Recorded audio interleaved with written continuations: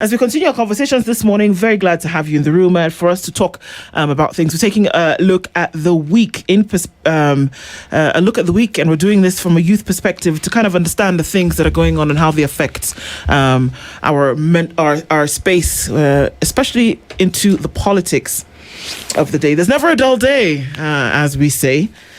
Joining us in this conversation this morning, already seated in the hot seats of the Situation Room, Vincent Olengo Kwach is a politician and a youth leader. He's here in the hot seat. Good morning. Good morning. How are you doing? Good. Karibu sana. Asante sana. Evans Kiragu, lawyer and a youth leader, Kikuyu constituency. Good evening to you. Good morning. Exactly. I wanted to see if you're awake. Good morning, Karibu Sana. Thank you for being here. Of course, looking at a number of things. But before we do that, Dennis is going to share today's proverb. We'd love your interpretation of it. Yes, so today we are in Eritrea, right? So one thing about Eritrea is they went into war for 30 years with Ethiopia before getting their independence in 1993. Now, since 1997, there is no like a written constitution in the country. Outside Asmara, which is the capital, there is a tanker graveyard as a reminder of the war that went through. But the proverb that we get from this country today is that you can graduate with honors and still lack common sense. Wakili, how would you interpret it? I think it's a very timely proverb, I would say, because you can graduate with honors and still lack common sense. I would interpret it in a sense of knowledge does not equate to wisdom, and knowledge does not equate to competence, I'll say. So essentially, for me, it will mean that once you have that particular knowledge, you equally have to seek for wisdom. You equally have to go a step further to seek for competence. Absolutely. They would call himself a leopard quatch. How would you interpret it? Very simple. Not everything is learned from the classroom, and not everything is actually learned formally. Yes. Okay. Watu wasiogope kufikiria. Well said. So many things happened in the week. Take your pick. If it started from Sunday, the week was quite interesting, and then getting into a number of things. Yesterday, the Internet of Things was awash with reminders about what the current government should or should not have done by now, based on certain promises that were made. It's also the same time where there was a lot of debate about things that was said on the floor of Senate and how it dragged, a 15-year-old girl essentially through the mud, literally. And before that, of course, looking into how young people are employed, and I use the word employed very carefully because money does change hands for them to enact a certain level of violence against other people. Give us your recap of what the week looked like and how it points us in a particular direction, Kiragu, politically. Yeah. I think, first of all, Dennis, this is a very sad week, I'll say, because for me, I expected more from government. I expected them to do better. I expected them to uphold whatever they said in 2022, the bottom-up economic model, and of course the youth being, of course, at the center of the campaign trail. But this week has reflected a lot of disappointment, because I'll say, starting even from the state visit to Tanzania by His Excellency the President, where we had him being given counsel that these are you going to deal with these young people. You shoot them, you silence them. I'm not sure if that's what he really intended in 2022, if that's what he intended to do with the electorate who voted him in 2022. So I'll say that it's been a very sad week of us even seeing promises. Baada ya miezi sita tutafanya. So again, it's a sad week. I'll say that this government has proven that it's beyond what will I say, the damage is so huge that we can't actually salvage it. They have to go home, because the youth expected more. The youth expected at least to have a voice. The youth expected to also be involved deeply in matters affecting the nation. When you find, for example, that we are in a system whereby the youth have been placed in such a manner that these people can only be nominated or can only be in youth wings or can only vie for National Youth Council positions. it's a sad reality. We also need to be in the spaces where the decisions are being made. So for me, the week has been a bit disappointing. I would have expected more, but I believe that we are now the change that we want to see in this particular nation. Yeah. What? Disappointing. But to some level, we also saw some of, when Ruto was in Tanzania, for example, we saw the president of Tanzania, Mama Suluhu, try to tell him that they discussed. So it meant this was done behind the scenes on how to silence critics, more so the young population. And I think the best thing the president did was not to talk about it directly. And if you listened to his speech, he tried to say that there are better ways of using the youth energy and even the skills we have. He did not actually tackle it directly the way many people expected him to do so. I heard the deputy party leader of Jubilee, Dr. Matiang'i, say that if he were the president, then he would kind of tell Mama Suluhu exactly what to do. But I think that would not have been the best thing to do. If we look at the Senate, you realize that we are disappointed because these are lawmakers. These are people who understand electorates. They understand young people. They actually have kids. And when you try to dim or belittle somebody because maybe of their age or maybe their status, then that means we are not headed toward the right direction. Then if we talk about goonism, because that is something that has been in the public domain for over a week now, we have political intolerance and goonism across the country, and it affects all the political parties. And for example, if I look at where I come from, the Nyanza region, we have the dominant political party, that is the ODM, and within ODM there are divisions, and you realize that those who are opposed to the government are facing it and finding it very rough across the region. And it's very sad that we take such war to burial places where people are supposed to be mourning.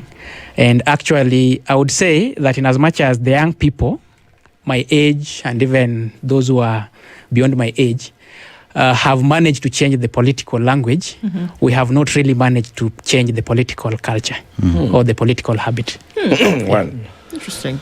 I for a moment, I had to check and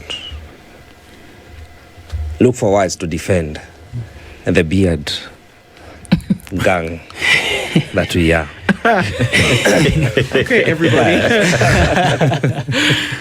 Because I am trying to understand how you are struggling to find comfort in the president lacking to defend our constitution in Tanzania. Him going silent and playing low key is no sign of leadership. In Kenya, unlike in our neighborhood, we are led by one thing, not a person, the constitution, which allows you as a young person to picket, to agitate.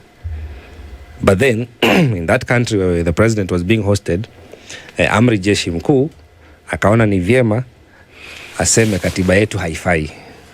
You know, we can impose new rules and regulations on how to manage the citizens, which is contrary to our constitution. That is so to protect, by the way. Yes, that the president sought to protect. So as a young person, when I hear you say that perhaps the president ought to have, no.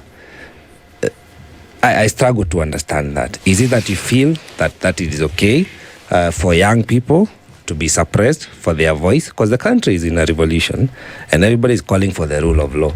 That law, the very same law, is the one that says you can agitate, you can picket. It is there provided in the constitution. When that right is taken from you as a young person, whether you agree with the government or not, or for whatever reason, is that okay? You see, we must understand that our constitution is very different from the constitution of Tanzania and very different from constitution of Uganda and our neighbors. Our constitution is more advanced, and actually, you are right when you say that the president could have talked about our constitution and what our constitution stipulates when it comes to our rights and freedom of expression. But you see, there's difference, because remember Mama Suluhu said there's no formula in democracy.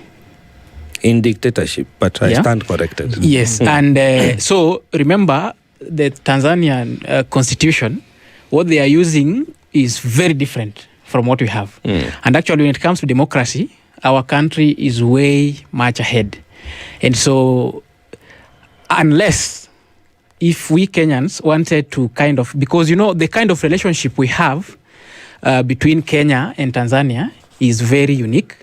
And actually, if you look at what has happened since 70s to date, remember just recently, we even had our chicks burnt across the border.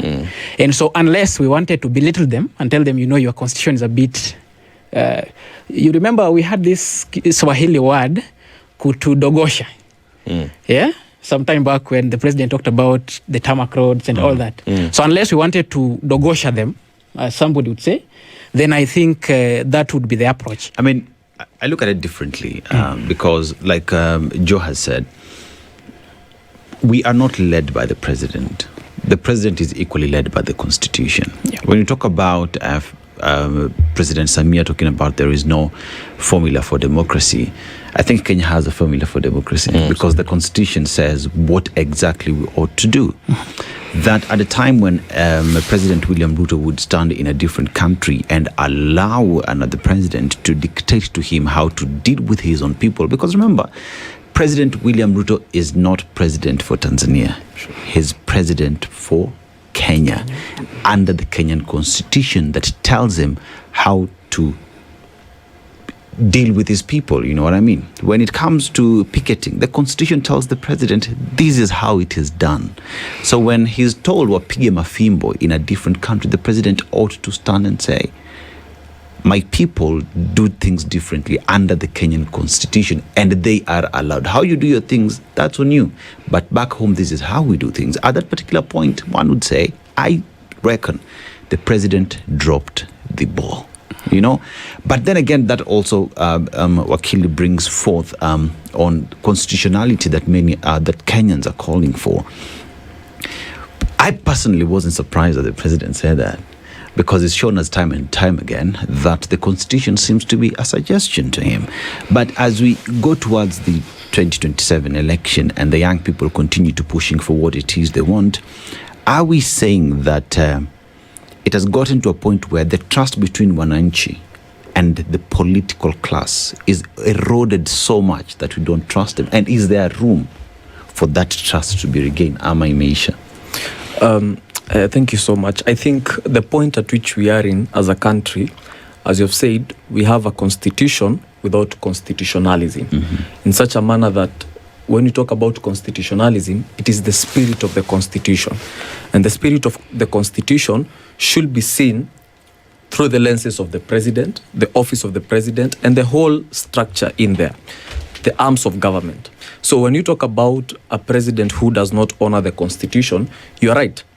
In fact, the constitution guarantees us, for example, the right to demonstrate and picket.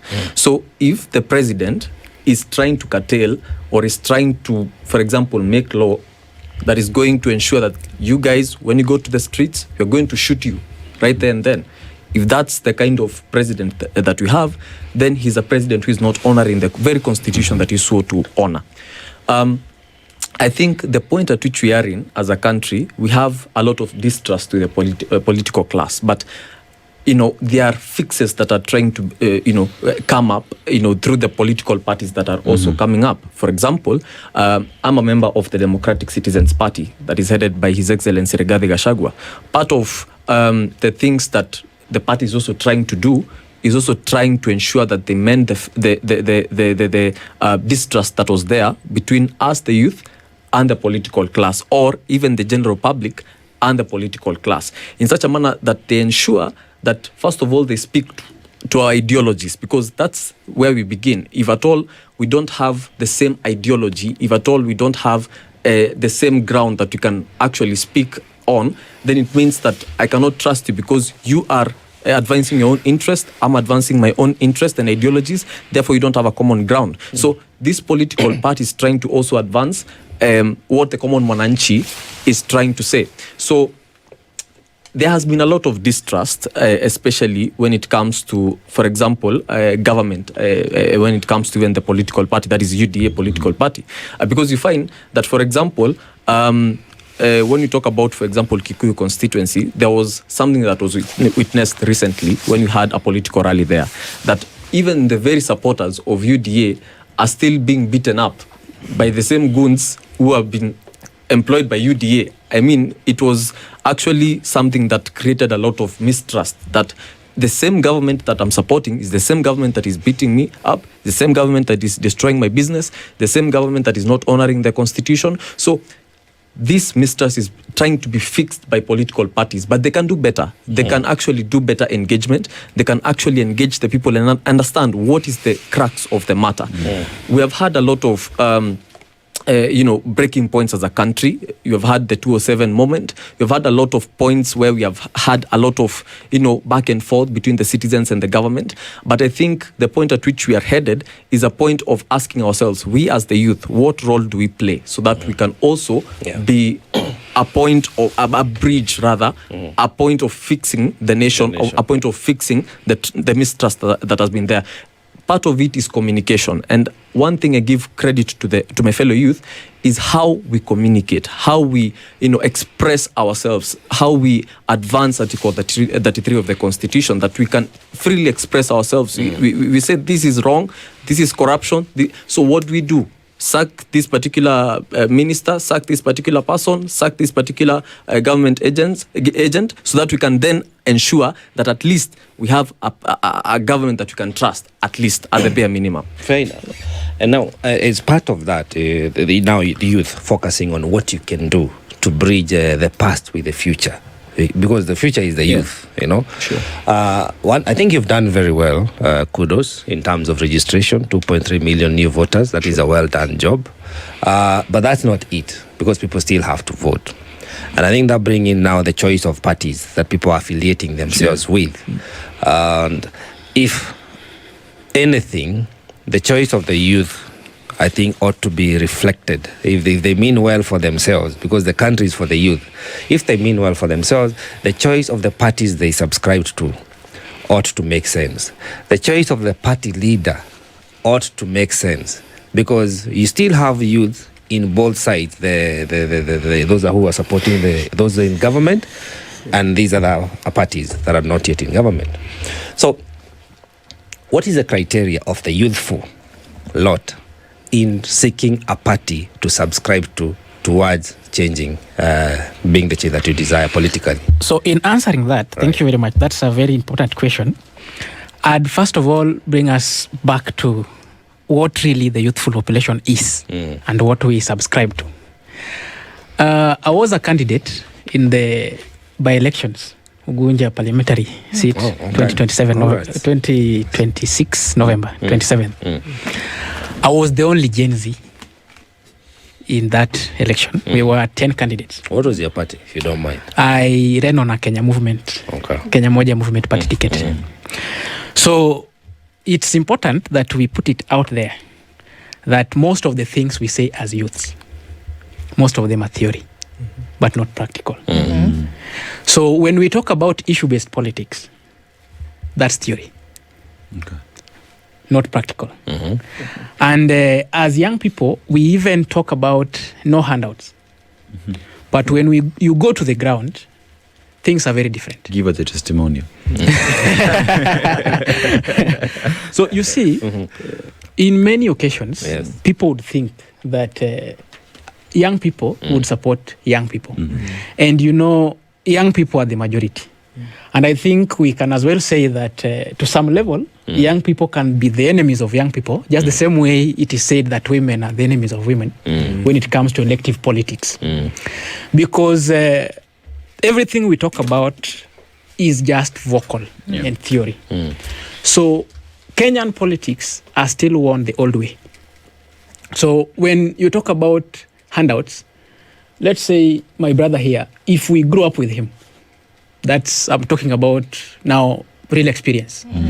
You grew up with him, you work together. Actually, he subscribes to, most of the political parties. For example, he talks about his party leader and the DCP party. I can say that all the ideologies of the political parties apply before elections. Before elections. Immediately after elections, that changes. Because if you look at the ideology even the ruling government, the ruling coalition had when they were coming into power, it was one of the best ideologies. But now it is not being applied. Yeah? So even on the ground, your close friend expects you to actually spend more when it comes to handouts on him or her compared to other people. So in short, if I'm running for an elective office and then I meet people out there, I'm trying to share my idea, I'm trying to share my manifesto. Before you leave, wanakuliza unatuacha aje. And unatuacha aje, most of those who know you personally expect you to transact more when it comes to them. And that is why if you look at the president, in as much as he looks disturbed, but he knows at the end of the day, in 2027, money will play a very key role before the election and on the election day. So what you're essentially saying is that there are people who are out here masquerading as ideology-based individuals who want to push a particular agenda, but they are well aware that they will either take or give money for this position. Very true. So people are pretending? Is that what you're saying? People are pretending, but then you see, for the young population, it's something we can understand because majority of us are unemployed. We are very broke. And then somebody comes and gives you money. You see? Majority of the voters, all the age groups, wako mashinani. Yeah? So when it comes to change, what the young people are talking about, that might apply in Nairobi and some of the urban centers or urban areas in our regions. But kule mashinani, people will either follow the dominant party in those areas or people will majorly follow nani anapeana sana when it comes to handouts. But are they making a swap with their vote?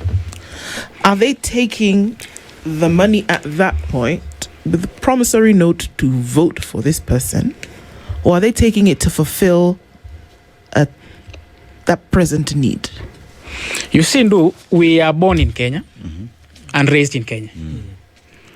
So the culture of Kenyan politics has been transactional. So we don't really expect the young people to think differently. Of course, we will think differently and maybe look at it in a way, if we do things differently, then politics might change. But then, at the end of the day, there are expectations. For example, on the day of the elections, you see most of our polling stations are in primary schools, secondary schools. At the gate, you'll find a mama, a baba, or a young person with money. But yes, that has been the culture, correct. But I thought we are having, a paradigm shift, Absolutely. and a wake-up moment where we now begin to do things differently, whereby now the uprising is about changing the country. Changing the country is even how we engage ourselves. You are an aspirant, you are a candidate actually. So if you played your politics the old way, chances of you making it because you are young are very minimal. True. So if we don't change now the tactic, if you don't have that paradigm shift, if we don't realize that selling your vote now, it means selling your 5 years, selling your vote now takes away the funding for education, for health, for transport, for everything. The money you take now just disempowers you. If you have realized that, if you went around the country and you made millions of people to come out and register as voters so that you can have a change, then you turn around and do the same thing. That's insanity of the highest order. And I also want to hear your pick on the choice of parties and the party leader character when the youthful are beginning to subscribe to political parties. Absolutely, Joe. And I think the point at which we are in as a country, Right. is a point at which we want change. We are yearning for change. We don't want to do things the same old way. And I congratulate my brother, first of all, for running for the seat. And I'm also running for Kikuyu constituency. So I'm also speaking from a point of experience. And I'll say from a point of experience, it is a point where the point at which the citizenry is right now is a point that they need that change. You know, of course, you'll face hurdles of people asking you for handouts. You know, change does not come in a day. It did not take a day to also build Rome. You also need to take your time to also educate them of the importance of ensuring that they listen to the ideas, they vote in the ideas. But you see, the point at which the youth specifically are at right now, I'm speaking from Kikuyu constituency, is a point at which they want to see, what are you bringing to us that has not been brought? If it is roads, tell us. If it is opportunities, tell us. We need to interrogate your manifesto, your agenda. So it is within the small circle that I am in that I'm also influencing change. I'm also trying to play my role as a youth and trying to educate them and tell them that this is what we want for our country. You know, when we choose political parties as the youth, specifically for me, I chose a political party based on, number one, what the people are saying. This is the political party that you need to run on, simply because this political party aligns to whatever we feel we need as a constituency and as a country. So first of all, it is informed from the people themselves. They tell you, because the people are the sovereign, you want to lead them. So if you want to lead them, you also have to follow the steps that they're telling you to follow. But number two, you also have to apply reason. If you don't apply reason again, you'll end up having the same old mess. Because if the political party does not have an idea, if the political party does not have a narrative it is driving, and it does not have a clear manifesto that it's going to be running from 2027 to 2032, then it is going to be a lost cause. So again, you need to interrogate the idea. Personally, I needed to interrogate the idea before I joined the DCP political party. But number three, it's also being alive to the fact that a man should not be an island, or rather, you should not work in silos. And if you are a youth movement, then you need to be within these political parties so that you can ensure that at least you can influence change, meaningful change. Because initially, when we were going out in the streets in 2024, and when there was a clamor for change, then we all intended that after 2024, we are going to form our own political parties, fresh, devoid of any old person, for lack of a better word, devoid of any person who is going to influence us as the youth. We want to be on our own self. But the reality is we need mentorship. We need to learn how things are done. We also need to introduce the new ways that we also feel we can do things the right way. So I think, in my own view, that the point at which we are in as a country and as the youth, we can influence change within the spaces that we are in. Vincent is shaking his head though. Yes. But Vincent, I want to look at the party politics, the way they're being played, right? You've mentioned that while you were campaigning, what you faced was that the story of as youth being the change is a mirage. Kwa ground mambo ni different, you know. And you've equally said there is a tokenism that is there, that people want still to be given, to be bribed pretty much to show up and vote. And as young people today, and you also mentioning that in town is where all this talk is at, like in the urban areas is where all this talk of change is at, Nairobi and all the other major towns, major cities in the country. But mashinani, this message, this gospel, haijafika, right? So one asks the question then, can the youth, those who are vying, those who are in these political parties, change these political parties from within in a space where the legacy politicians have been for a very long time? Do they have a voice in these political parties, or are they just part of the choir? So mainly, when we talk about mentorship in these legacy political parties, what exactly are we talking about? Because if we talk about draining the swamp, it means majority of even these political leaders are not our options. So how can you be mentored by somebody who is not an option. You see, we are engaging in a political process. And a political process requires a political vehicle. Yeah? Tuko kadi. But as much as tuko kadi, every politician or any presidential aspirant, including the president, knows very well that tuko kadi kumweka kwa power. Yeah? It's good for them. Yes. Yeah. So Rigathi Gachagua tuko kadi kumweka kwa power. To the president, like it's across the political divide. And if you look at the composition of these political parties, you'll actually realize that all these political parties have the youthful population. Right now, it is not only possible to tell which political party has the highest youthful population when it comes to voters. I don't really think we can change the political parties from within. Why? Because these political parties have history. The political parties have structures that are there. And remember, if you are a small fish in an ocean, the ocean has a way of absorbing you. The ocean has a way of actually dissolving. So a young man or a young woman in a big political party with the structures that are already there, you come in not really or necessarily to bring change. You're coming to be mentored. Mentorship, in many cases, if I'm being mentored by my good brother here, then it means most of his characters, most of his ways of approaching things, The experience. and all that get into me. So in as much as we will be a bit different, but I'll be doing things almost, or approaching things almost the same way. So if we are coming in to be mentored, then I don't really think if we can make any change from within. Actually, what we could have done, the best approach, we could have our own political vehicle. Take example of the churches. Yeah? Talk of the Catholic Church or Anglican Church, which has a structure and a center of command. Yeah? I'm not sure it's the best example, but okay. Yes. Okay. And if I'm saying that because the example I want to give is this. Right. Let's say maybe they want to build something, yeah, at the headquarters. And so they want some contributions to be done.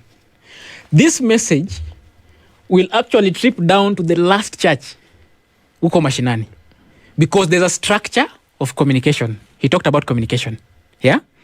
So as youths, right now, we are split and divided within all these different parties, and majorly, depending on where you come from and which political party is dominant within that area. But are Kenyans dumb not to see the problems that exist today? Aren't Kenyans experiencing, if it's difficulty, if others are having it good, aren't Kenyans dumb for them to look at their problems and say, we can't do the same things the same way and expect different results? Are these conversations that Kenyans are having? I know the young people are having these conversations, but have they trickled down to everybody in the country and are saying, hey, ushuru imenipiga, I need that change for me to be able to move. Corruption is high, I need a change. Are Kenyans dumb? Are Kenyans not feeling this to say, this is the change we want to come 2027? We will listen, even if it's to the young people who are coming in with a different agenda. That goes to both of you. The middle class upwards will think that way. Yeah? But generally, you see, history in many occasions tend to define what happens at the end of the day. Many people have come with the best manifestos and the best ideas kwa ground. They've been voted in because of those very manifestos. At the end of the day, they come out not doing anything. Yeah? So there's that disappointment. And that is why most of the electorates below the middle class actually wanataka umalizane na yeye kwanza. And you're charging. Because once I've given you my vote, you'll disappear for about 5 years and then come back later. Quite. So, yes. You sound quite pessimistic about the situation. Yes. You know, it's like the renaissance we are seeking for our country. Doesn't You are exist. saying we are not stuck ripe there, for it. yeah. You know, is that and sounds very a strong conviction about it, which worries me because I'm so ready for the renaissance. I want a new Kenya. I want us to take back our country, and my hope is in you, the youthful. Is in you disengaging from parties of personality and politics of and joining politics of issues. Is in you coming together and saying, much as this young MP aspirant does not have money, he's the one who understands the constitution and the role of MP. Therefore, we are going to vote, mobilize for him in our constituency. This governor understands the role of governor. And much as he does not have money, he's young or old, age is immaterial. Is the content and the character of the individual we are looking for. Much as he ticks the boxes of what we are looking for in a governor, we are going to support him and vote for him into office. And the same goes for president. It should not be a popularity context. It should be an issue-based, well-articulated assessment, analytical process where we agree we are hiring. Because these people are not leaders, in my opinion. These are employees. People that we pay. If you go and hire somebody to shine your shoe in the streets, they have to do it right? If you want somebody to dig something, a tunnel or whatever projects you could be in, you hire people and pay them for very specific outcomes that you expect. The process is not different. So this, when we try to separate politics from the economy of managing our country, we lose it. Yeah. Do you agree? I completely agree with you, Joe. I think my brother, unfortunately, is very pessimistic about the change that we are clamoring for. Yeah. But I'd love to point out two things. Number one, we are, and one thing we are saying as the youth, being young is not competence. Not really. Yeah. Being young is not a direct card or direct ticket for you to be voted in. What you're saying is that you have to go beyond that. One, you have to have the knowledge. You have to have the wisdom also from the ground. You have to understand what are the issues. What do the people need? You have to go out there. And it had gotten to a point in this country where we have been told that the youth are very good at tweeting, very good at TikToking, very good at Instagram. But when it comes to understanding the issues, on the ground, if they want to vie for political seats, for example, they're not there. So what you're saying right now is that regardless of the political party that you are in, you as a person, what are you bringing to the table? Because if you as a person are saying that mkinichagua baada ya miaka 5 nitapotea. Yeah. You understand? I'm going to come back in 2032. Then you're not being the change that you want to see. You're actually joining the system indirectly. So what you're saying is that you as an individual, regardless of the political party, have to have ideologies that you're selling to the people. And what you're saying right now as the youth is that the change that we want to see is actually within the constitutional tenets. We are actually rehashing whatever is in the constitution. If you talk about leadership and integrity, if you say, for example, I'm a very transparent leader, I'll give out bursaries transparently, I'll ensure that I come to the ground and have public participation within Article 10 of the Constitution.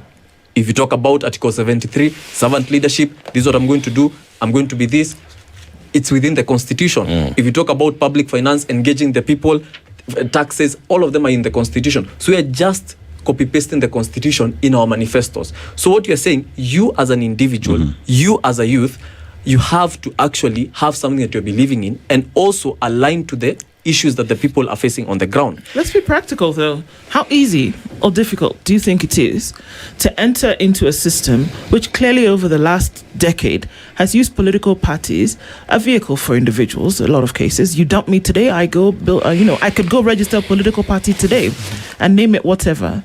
How easy or difficult do you think it would be able to get into the system of a political party and basically turn the thing on its head with your own ideologies? Let's be practical. Yes, absolutely. And I'll be very practical from my point of view. Initially, I believed that there is no political party that aligns to my ideas, and there is no political party pre-existing that is going to buy my ideas as a youth. And I'm not going to influence change. That's what I believed initially.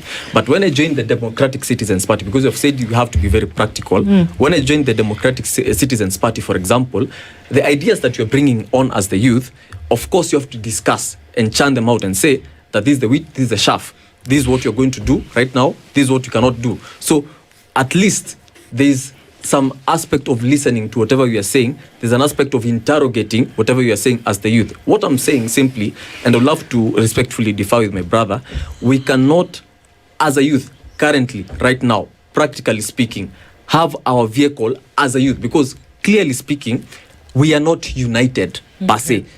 Everybody is within their own circle, is within their own silo. So right now, what we are saying is that within the small circle that you are in, influence change in that particular circle. Whether or not that change is being listened to is another whole issue, is another whole spectrum. Quatch is laughing. Why are you laughing? Seems impractical. You seem to think that it's not possible. Okay. Is it not possible for young people to color the water where they are? That you can't have one... if I'm hearing what Kirago is saying, is that you can't have one big youth movement and they're going to form one youth-led political party and then change the world. You're saying that... Why can't we have one political vehicle? Why can't we unite when in 2024 we united across the country? The message was the same. From Nairobi to Busia, Turkana to Vanga. The message was the same. Yeah. Why must we speak about how divided we are when it comes to the choice of a political vehicle? We must understand that in Kenya, there is nothing like political parties' ideology when it comes to when we be practical. Yeah. In most cases, I'll expose you to some parties that have ideology for your perusal later. Okay. This is my explanation. Right. We have the ideologies on paper. But in practical, we take the ideology or the mindset of the political party leadership. Yeah? So if you go to a certain political party, we tend to align with the ideologies of the party leader, not necessarily the ideologies of the party. So, for example, today, we talk about governance and how, as a party, we want our governance to look like. Yeah? But after elections, most of the directions we see even in parliament, an institution that should be independent, most of it are influenced by the stand or the take of the party leader.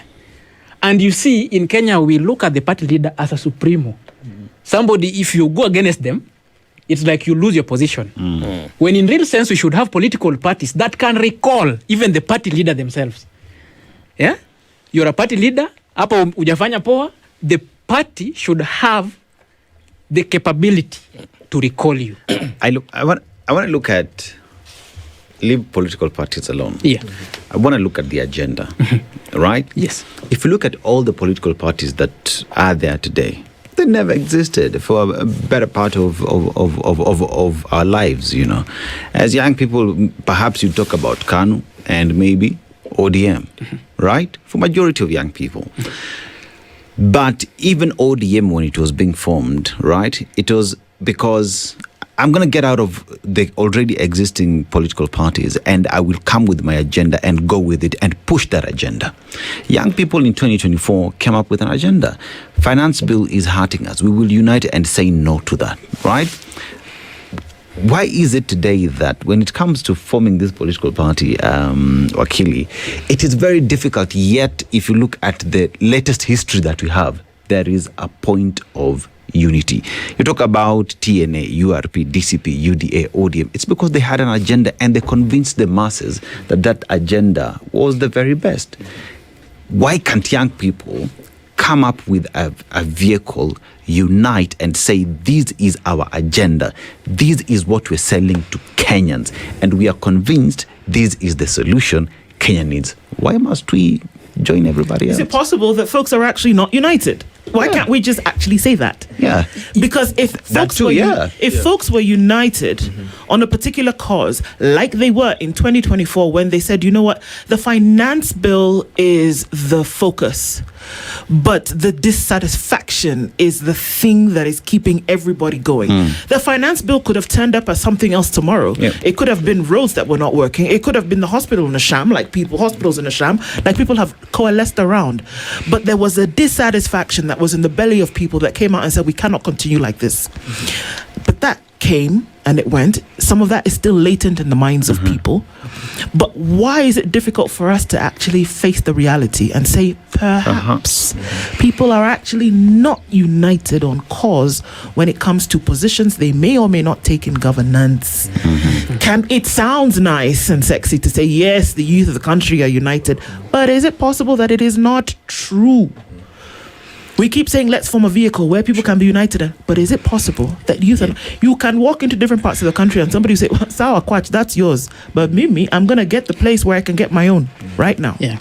Are people actually united? Because if we cannot face the reality of some things, then it's very difficult then to explain around why even the things that we say drain the swamp, and somebody sits in the comfort of the home and say, hang on a minute, drain the swamp, am I really ready for that?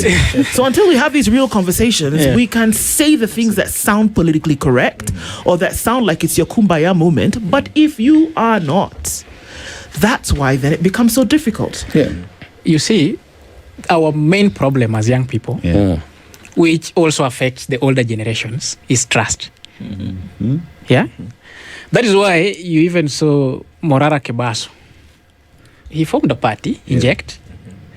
But after some time, there was a big problem. He even had to refund some people who contributed in the process. Yeah? So our main problem is the trust.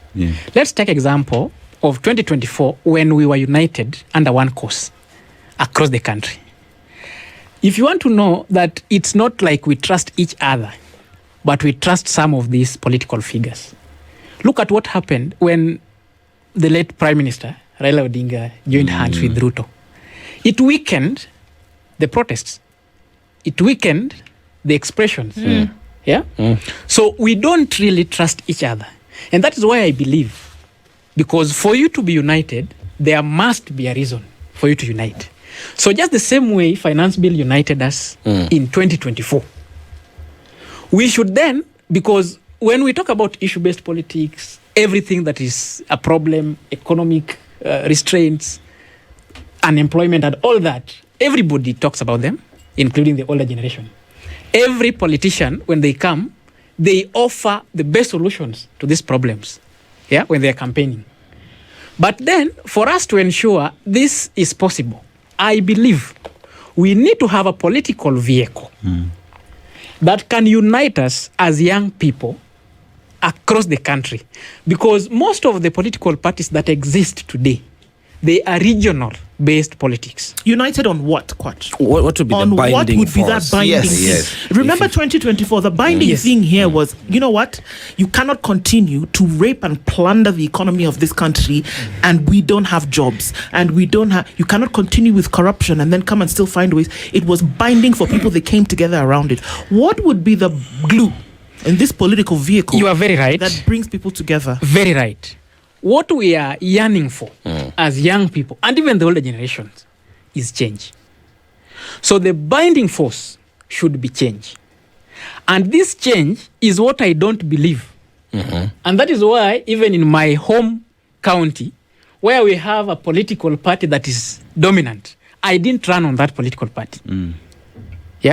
Because I believe we cannot necessarily change or make this change from within these political parties. So if what would be the unique change? And I agree with you. We're trying to understand what would be that binding force that will bind the youth for together. What is that specifics of the change that you're talking of? If we are forming a political vehicle, right, we put down exactly how we want this political vehicle to operate and how every leader or every employee in this political vehicle should operate.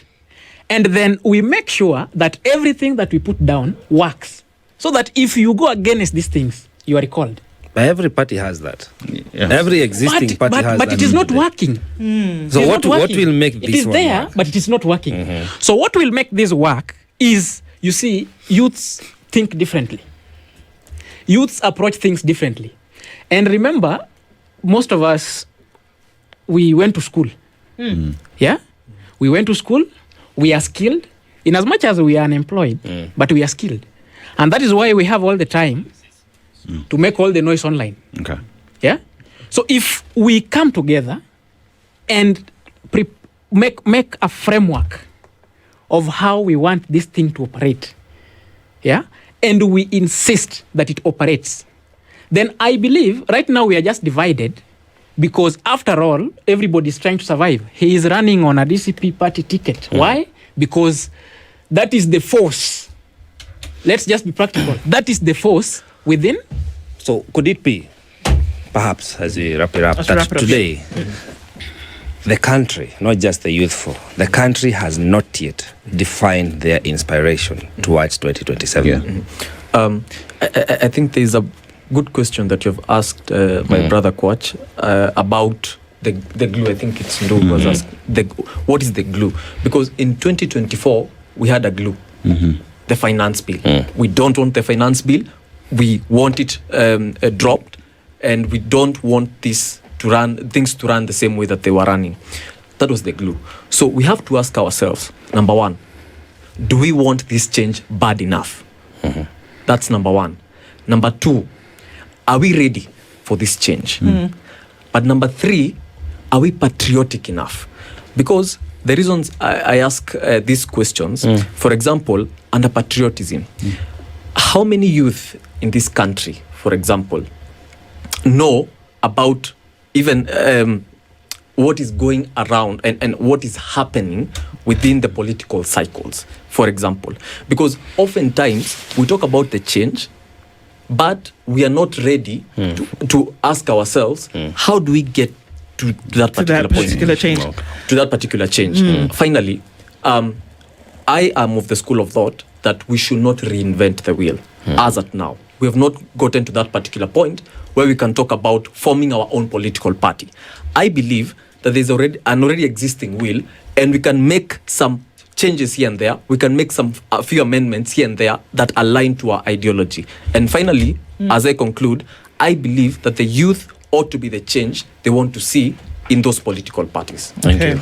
All right. Well, this leaves us on a bit of a cliffhanger because we have not exactly come to, the head of it. So perhaps it's a conversation that needs to continue. But it's working in our minds that there needs to be something more. Vincent Olengo, politician and youth leader, Evans Kiragu, lawyer and youth leader, Kikuyu constituency. Thank you for being here with us. Week in review from a youth perspective. There's a lot to do, a lot to think. Good morning. This is the Situation Room, the only way to start your day.